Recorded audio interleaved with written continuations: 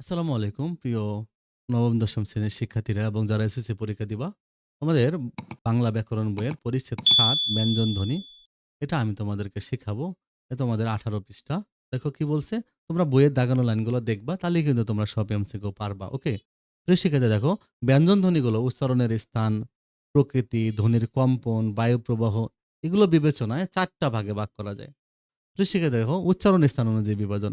তাহলে বাকপতঙ্গের ঠিক যে জায়গায় বায়ু বাধা পেয়ে ব্যঞ্জনধ্বনি সৃষ্টি হয় সেই জায়গা হলো ব্যঞ্জনের উচ্চারণ স্থান। মানে যেখানে বায়ু বাধা পায় ওইটা হলো ব্যঞ্জনের সেখানকার উচ্চারণ স্থান। এখন উচ্চারণ স্থান অনুযায়ী ব্যঞ্জনধ্বনিগুলোকে অনেকগুলা ভাগে ভাগ করা যায়। মানে ৭ টা ভাগে ভাগ করা যায়। ঠিক আছে? যেমন ওষ্ঠ ব্যঞ্জন যেন ওষ্ঠ মানে ২ ঠোঁট লাগবে। যেমন প, ফ, ব, ভ এগুলো ঠোঁট লাগবে। যেমন দন্ত ব্যঞ্জন মানে দন্ত ব্যঞ্জন মানে জিহ্বা লাগে, হ্যাঁ? আর জিভ লাগবে আর দাঁত লাগবে যেমন ত, থ, দ, ধ।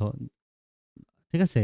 দন্তমূলীয়, হ্যাঁ? দন্তমূলীয় বর্ণ আছে। আবার মূর্ধন্য বর্ণ যেমন ট, ঠ, ড, ঢ মূর্ধন্য মূর্ধা লাগবে, হ্যাঁ? এই যে দন্তমূলের পিছনের উঁচু অংশ যেটা মূর্ধা নামে পরিচিত মূর্ধা লাগবে আর জিহ্বা লাগবে। তালব্য বর্ণ মানে তালব্য স, পেটকাটা মূর্ধন্য ষ, দন্ত স, হ্যাঁ? কণ্ঠ ব্যঞ্জন আছে, ঠিক আছে? আবার কণ্ঠনালীয় ব্যঞ্জন আছে। এই কণ্ঠনালীয় ব্যঞ্জন উচ্চারণ করার সময় ধ্বনিদ্বার লাগে। কণ্ঠনালীয় ব্যঞ্জন উচ্চারণ করার সময় ধ্বনিদ্বার লাগে। এগুলো আর কিছু তোমাদের দরকার নেই। এগুলোতে এমসিকিউ থাকবে না। এমসিকিউ আসবে এখান থেকে। ঠিক আছে? এখানে থাকবে। দেখো ওষ্ঠব্যঞ্জন কোনগুলো? যেগুলো ২ ঠোঁট লাগে এগুলো ওষ্ঠব্যঞ্জন। মানে ঠোঁট দুটি কাছাকাছি এসে যায় ওষ্ঠব্যঞ্জনে। যেমন প, ফ, ব, ভ, ম। এগুলো হলো ওষ্ঠব্যঞ্জন ধ্বনি। মনে রাখবা। অনেক সময় এগুলোকে দ্বি-ওষ্ঠ ধ্বনি নামে পরিচিত। দ্বি-ওষ্ঠ ধ্বনি মানে ২ ঠোঁট লাগে। দ্বি-ওষ্ঠ বলা যায়। তাহলে যেমন প, ফ, ব, ভ, ম ২ ঠোঁট লাগে। এবার দন্তধ্বনি দেখো। দন্তধ্বনি হলো যেমন মনে করো ব্যঞ্জনধ্বনি উচ্চারণের সময় জিভের ডগাটা উপরের পাটি দাঁতের মধ্যে লাগবে। যেমন ত, থ, দ, ধ দন্তন্য। ত, থ, দ, ধ দন্তন্য। এগুলো কিন্তু হলো আমাদের কি? দন্তব্যঞ্জন। এগুলো কিন্তু খালি মনে রাখবে এমসিকিউ তে এগুলো আসবে। মানে জিভের ডগা উপরের পাটি দাঁতে লাগবে, হ্যাঁ? দাঁতের সাথে লাগবে হলো দন্তব্যঞ্জন। এবার দন্তমূলীয় মানে দেখো ব্যঞ্জনধ্বনি উচ্চারণের সময় জিভের ডগা উপরের পাটি দাঁতের গোড়ার সঙ্গে লাগবে। দাঁতের একদম গোড়ার সঙ্গে লাগবে। লেখে বাধা বায়ু প্রবাহ বায়ুপথে বাধা সৃষ্টি হবে। এগুলো দন্তমূলীয় ব্যঞ্জন বলে। যেমন মনে করো যে দন্ত ন, র, ল, স, নরলস, হ্যাঁ? ন, র, ল, স। এগুলো হলো দন্তমূলীয় বলা যায়। এবার মূর্ধন্য বর্ণ কোনগুলো? যে দন্তমূল এবং তালুর মাঝখানে যে অংশ উঁচু জায়গাটা এটা হলো মূর্ধা নামে পরিচিত, হ্যাঁ? এটা হলো কি নামে পরিচিত? মূর্ধা নামে পরিচিত। এখন এই জায়গা থেকে যেগুলো উচ্চারণ হয় এগুলো হলো মূর্ধন্য ধ্বনি। যেমন হলো ট, ঠ, ড, ঢ মূর্ধন্য, হ্যাঁ? ট, ঠ, ড, ঢ তারপরে ডয় শূন্য র, ঢয় শূন্য র এগুলো হলো মূর্ধন্য ব্যঞ্জন, হ্যাঁ? ট, ঠ, ড, ঢ মূর্ধন্য। লাইনের গুলো তোমরা মনে রাখবা। ক, খ না পারলে তোমরা পইড়া নিবা। ঠিক আছে? এবার তালব্য ব্যঞ্জন দেখো। মানে তালু লাগবে উপরে শক্ত তালুর কাছে, হ্যাঁ? শক্ত তালু। জিভের ডগার সাথে শক্ত তালু। এটা হলো চ, ছ, হ্যাঁ? চ, ছ, বর্গীয় জ, ঝ এগুলো হলো তালব্য স। চ, ছ, বর্গীয় জ, ঝ, ইয় আর এই তালব্য স এগুলো হলো তালব্য ধ্বনি। মনে রাখবা। কণ্ঠধ্বনি, কণ্ঠধ্বনি কিন্তু ওই যে আমাদের জিহ্বার লাগে, হ্যাঁ? ক, খ, গ, ঘ, হ্যাঁ? উচ্চারণ জিভের পিছনের অংশ একদম উঁচু হয় আল জিভের কাছাকাছি। ঠিক আছে? তো সেগুলো কণ্ঠব্যঞ্জন বলা হয়। যেমন হলো ক, খ, গ, ঘ, ঙ এগুলো হলো কণ্ঠধ্বনি। এবার কণ্ঠনালীয় ব্যঞ্জন আছে কিছু। যেমন আমরাকে বলা হয় হ কে বলি কণ্ঠনালীয় ব্যঞ্জনধ্বনি। মানে কণ্ঠনালীর ব্যঞ্জন উচ্চারণের সময় ধ্বনিদ্বার দিয়ে বায়ু কণ্ঠনালী দিয়ে সরাসরি বের হয়ে আসে। ধ্বনিদ্বার থেকে কণ্ঠনালী দিয়ে সরাসরি বেরে আসে। এটাকে বলা হয় কণ্ঠনালীয়। যেমন হ। হ হলো কিন্তু কণ্ঠনালীয় ব্যঞ্জনধ্বনি। এটা মনে রাখবা। এবার দেখো উচ্চারণের প্রকৃতি অনুযায়ী, এটা আমরা উচ্চারণের স্থান অনুযায়ী পড়লাম। তাহলে উচ্চারণের প্রকৃতি অনুযায়ী দেখো ব্যঞ্জনধ্বনিগুলো কয়েকটা ভাগে ভাগ করা যায়। যেমন দেখো স্পষ্ট ব্যঞ্জন। দেখো স্পষ্ট ব্যঞ্জন হলো মানে বাংলা ভাষায় কিছু ব্যঞ্জনধ্বনি আছে যে এগুলো ২ টি বাকপতঙ্গ পরস্পরের সংস্পর্শে হয়ে বায়ুপথে বাধা তৈরি করে। এগুলো স্পষ্ট ব্যঞ্জন বলে। মানে ২ টা বাকপতঙ্গ লাগবে। ২ টা বাকপতঙ্গ একসাথে মিলে উচ্চারিত হবে। তো এই স্পষ্ট ব্যঞ্জনগুলো হয় কি জানো? এই স্পষ্ট ব্যঞ্জনগুলোকে ৫ ভাগে ভাগ করা যায়। এটা কিন্তু টোটাল ২৫ টা। স্পষ্ট ব্যঞ্জন বা স্পৃষ্ট বা স্পষ্ট ব্যঞ্জন হলো ২৫ টা। ক থেকে ম পর্যন্ত। ক থেকে ম পর্যন্ত। এই ক থেকে ম পর্যন্ত ২৫ টা বর্ণ যেগুলো আছে এগুলো হলো স্পষ্ট ব্যঞ্জন। তাহলে এই স্পষ্ট ব্যঞ্জন যেমন ঠোঁট দিয়ে হয় যেমন প, ফ, ব, ব, ম, হ্যাঁ? যে আগে এগুলো কিন্তু অন্য ক্ষেত্রেও কাজে লাগবে। যেমন ত, থ, দ, দ, দন্ত ন এগুলো দন্তবর্ণীয়। ঠিক আছে? এটা মনে রাখবা দন্ত।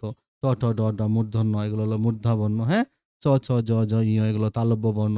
ক, খ, গ, ঘ, ঙ এগুলো হলো কণ্ঠ। তার মানে এই যে ১ম দেখতেছো না? এই যে ক, চ, ট, ত, প এই ৫ টা বর্গীয় বর্ণ, হ্যাঁ? ক, চ, ট, ত, প। ক লাইনের গুলো ক বর্গ বলে, ক, খ, গ, ঘ, ঙ। আবার প লাইনের গুলো প, ফ, ব, ম। এরপর ক থেকে ম পর্যন্ত ২৫ টা। এগুলো স্পষ্ট ব্যঞ্জন বলা হয়। ২ টা বাক প্রত্যঙ্গ লাগে। ঠিক আছে? এবার নাসিক্য ব্যঞ্জন যেগুলো নাক দিয়ে বের হয়। এই যে স্পষ্ট ব্যঞ্জনের লাস্ট লাইনের গুলো উ, ই, ন, ন, ম। মানে ক, খ, গ, ঘ, ঙ এই যে নম্বরটা, ঠিক আছে? ৫ নম্বরটা। চ, ছ, জ, ঝ, ঞ, ট, ঠ, ড, ঢ, মূর্ধ ণ, ত, থ, দ, দ, দন্ত্য ন, প, ফ, ব, ব, ম। এই যে ই, ন, ন, ম। হ্যাঁ? এই যে ন, ম। ঠিক আছে? এগুলো হলো নাসিক্য ধ্বনি। নাক দিয়ে বাতাস বের হয়। মানে উচ্চারণের সময় ফুসফুস থেকে বাতাস বের হয়ে মুখে বাধা পায়। পরে নাক মুখ দিয়ে বের হয়। এটা হলো নাসিক্য ধ্বনি। নাসিক্য ব্যঞ্জন বলে। এবার হলো উষ্ণ ব্যঞ্জন, হ্যাঁ? উষ্ণ ব্যঞ্জন কোনগুলো? কিছু ব্যঞ্জন আছে যেগুলো যে উষ্মধ্বনি বলা হয়, হ্যাঁ? যেমন হলো তালব্য শ, মূর্ধন্য ষ, হ্যাঁ? তালব্য শ, দন্ত স, হ এগুলো হলো উষ্ম ব্যঞ্জন বলা হয়। খুবই ইম্পোর্টেন্ট মনে রাখবা। ঠিক আছে? দন্ত স কিন্তু তালব্য বর্ণ। তালব্য স, দন্ত স, হ। এই তালব্য স, দন্ত স, হ এই ৩ টা এগুলো কিন্তু কি হয়? এগুলো কিন্তু উষ্ম ব্যঞ্জন। এটা হলো বায়ুতে ঘর্ষণ সৃষ্টি করে, হ্যাঁ? মানে ২ টা বাকপদন কাছাকাছি এসে বায়ুতে একটু ঘর্ষণ সৃষ্টি করে। বায়ুতে একটু ঘর্ষণ সৃষ্টি করে। তারপরে যেমন দেখো তালব্য স, তালব্য, হ্যাঁ? দন্ত স এই দন্তমূলীয়। হ, হ কিন্তু কণ্ঠনালীয় এটা মনে রাখবা। কণ্ঠনালীয় ধ্বনি কিন্তু হ। কণ্ঠনালীয় ব্যঞ্জন। তালব্য স, দন্ত স এগুলো কিন্তু আবার শীষ ধ্বনি বলা হয়। কি বলা হয়? উষ্ম ধ্বনির অপর নাম শীষ ধ্বনি কিন্তু, হ্যাঁ? তালব্য স, দন্ত স কে শীষ বলা হয়। কারণ এগুলো উচ্চারণ করার সময় শ্বাসটা ধরে রাখা যায়। শীষের মতো আওয়াজ হয়। তাই না? সাপের, হ্যাঁ? ফিস। ঠিক আছে? শীষ ধ্বনি বলা হয় তালব্য স, দন্ত স কে। তার মানে তালব্য স, দন্ত স উষ্ম বা শীষ ধ্বনি। উষ্ম বা শীষ একই জিনিস। তবে হটা হলো কণ্ঠনালীয় শুধু। এগুলো উষ্ম ধ্বনি। তালব্য স, দন্ত স, হ এগুলো কি? উষ্ম ধ্বনি। এবার হলো পার্শ্বিক ব্যঞ্জন, পার্শ্বিক ধ্বনি। দেখো ল কে বলা হয় পার্শ্বিক ধ্বনি মনে রাখবা। মানে ২ ঠোঁটের কাছ দিয়ে বাতাস জিভের পাশ দিয়ে বের হয়ে যায়।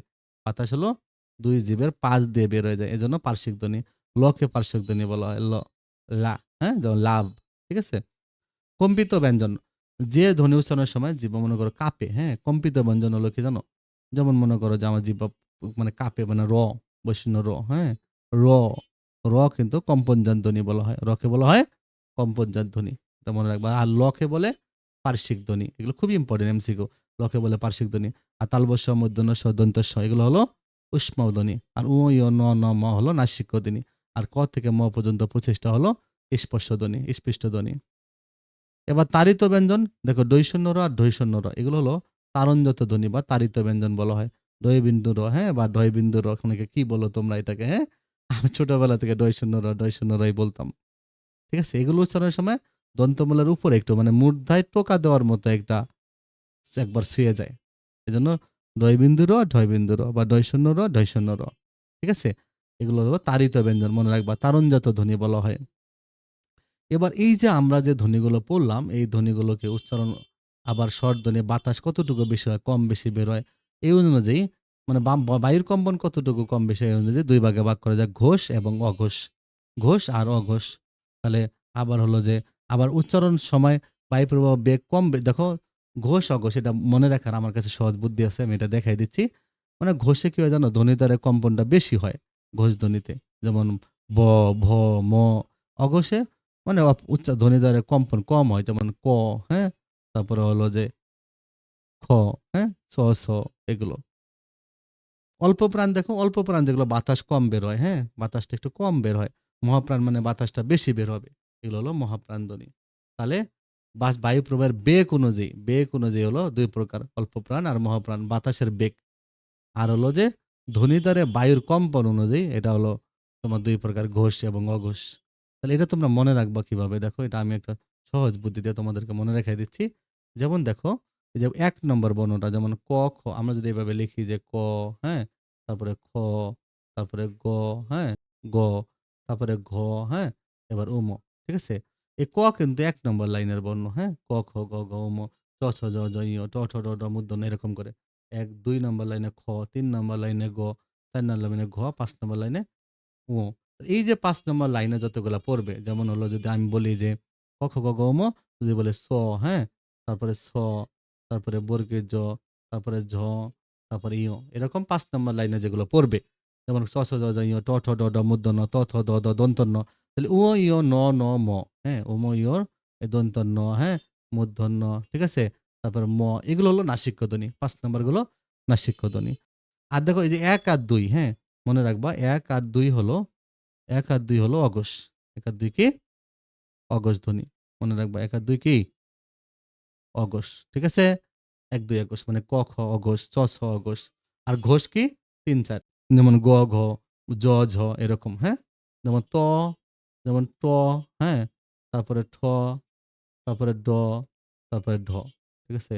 এই যে ড, ঢ, জ, ঝ, গ, ঘ এগুলো কিন্তু ঘোষ। তার মানে ১ম দিকের বর্ণগুলো ১ নম্বর, ২ নম্বর লাইনের যে বর্ণগুলো এগুলো হলো অঘোষ ৩ এবং ৪। ৩ আর ৪ এই ২ টা হলো ঘোষ। ২ টা হলো কি? ঘোষ। তাহলে তোমার এত কিছু মনে রাখার দরকার নেই। খালি এতটুকু মনে রাখবা। ঘোষ ৩, ৪। ৫ নম্বর লাইনের নাসিক্য। এবার যদি অল্প প্রাণ কোনগুলো? এই যে মনে রাখবা ১, ৩ হলো অল্প প্রাণ। এই যে ১, ৩ অল্প প্রাণ, ২, ৪ মহাপ্রাণ। তাহলে এই যে ১ আর ৩, হ্যাঁ? এটা হলো অল্প প্রাণ। অল্প প্রাণ। ঠিক আছে? এখানে লেখা যায় না এজন্য আমি এভাবে লিখতেছি। ঠিক আছে? ১, ৩ হলো অল্প প্রাণ। আর ২, ৪ হলো মহাপ্রাণ। ২, ৪ কি? মহাপ্রাণ। ঠিক আছে? তাহলে ১ নম্বর, ২ নম্বর অঘোষ, ৩ নম্বর, ৪ নম্বর ঘোষ। আবার ১, ৩ অল্প প্রাণ, ২, ৪ মহাপ্রাণ। যেমন ক আর গ হলো অল্প প্রাণ। চ আর জ হলো অল্প প্রাণ। ট আর ড হলো অল্প প্রাণ। আর মহাপ্রাণ হলো কি? ২ আর ৪ মানে খ আর হলো ঘ। আবার যদি তোমাকে বলে অঘোষ আবার অল্প প্রাণ। একদিক দিয়ে অঘোষ হইতে হবে, একদিক দিয়ে অল্প প্রাণ হবে। তাহলে ১ তো হলো তোমার হলো অঘোষ, তাই না? ১ কিন্তু আবার অল্প প্রাণ। তাহলে ক নম্বরটা অঘোষ অল্প প্রাণ, তাই না? ১ নম্বরটা করে। আবার ৩ নম্বরটাও কিন্তু কি? ৩ নম্বরটা কিন্তু ৩ নম্বরটা কিন্তু অল্প প্রাণ। বাট ৩ কিন্তু হলো ঘোষ। ৩ কিন্তু ঘোষ। তাহলে ৩ হবে ঘোষ অল্প প্রাণ। তোমাকে বলতে পারে ঘোষ মহাপ্রাণ। তাহলে ঘোষ হলো ৩, ৪ এই ২ টা। আর অল্প প্রাণ হলো ১, ২ মহাপ্রাণ হলো ১, ৩ মহাপ্রাণ হলো ২, ৪। তাহলে এই যে এই লাইনের গুলো হলো ঘোষ মহাপ্রাণ। এই লাইনের গুলো হলো অঘোষ অল্প প্রাণ। ১ নম্বর লাইনে হলো কি? অঘোষ অল্প প্রাণ। ঠিক আছে? আর ৪ নম্বর লাইনে হলো ঘোষ মহাপ্রাণ। ঠিক আছে? ২ নম্বর হলো কি? অঘোষ কিন্তু মহাপ্রাণ। ৩ নম্বর কিন্তু ঘোষ কি? অল্প প্রাণ। ঠিক আছে? তাহলে তোমরা মনে রাখবা যে ১ম ২ টা অল্প অঘোষ, পরের ২ টা ঘোষ।